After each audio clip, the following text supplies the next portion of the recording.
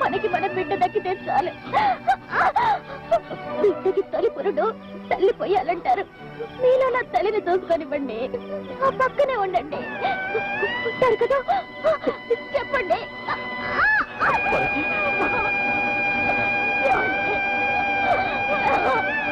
ప్రజలు మనల్ని ఎన్నుకుందే.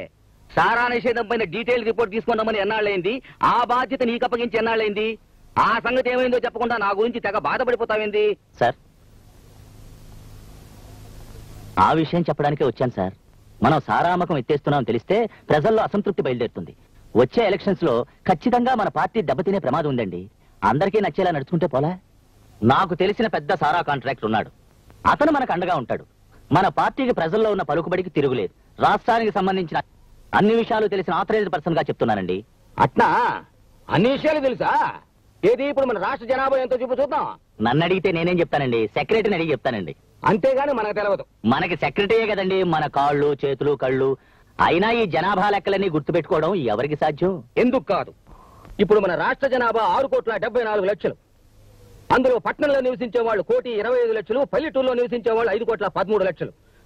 చదువుకున్న వాళ్ళు 2,05,00,000, కర్షకులు 1,10,00,000, కార్మికులు 2,20,00,000. పక్కా ఇళ్లు 1,50,000, ఆసుపత్రులు 1,900, యావరేజ్న ఆసుపత్రికి 12 బెడ్లు, 1,00,000 మంది జనాభాకు ఒక డాక్టర్. జైలు నుంచి బయటకు వచ్చిన ప్రతి 10 మందికి 7 మళ్లీ నేరం చేసి తిరిగి లోపలికి వెళ్తున్నారు. ప్రతి నిమిషానికి ఒక దొంగతనం, ప్రతి 4 నిమిషాలకు ఒక మానభంగం, ప్రతి 23 నిమిషాలకు ఒక హత్య, ప్రతి 47 నిమిషాలకు వరకట్న చావు. ప్రతి 1000 మందికి పుట్టేవాళ్ళు 39 మంది, కానీ చచ్చేవాళ్ళు 13 మంది. అలా ఇంకేమైనా కావాలనా?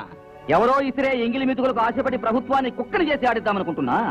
దేవుడు దిగుచ్చినా సరే ప్రజల బ్రతుకుల్ని సర్వనాశనం చేస్తున్న సారా వ్యాపారాన్ని స్టేట్ లో పూర్తిగా నిషేధించడం ఖాయం. ఈ విషయంలో నువ్వే కాదు, ఎవరైనా సరే సొంత బుర్రలు ఉపయోగించారో మాటలతో చెప్పను.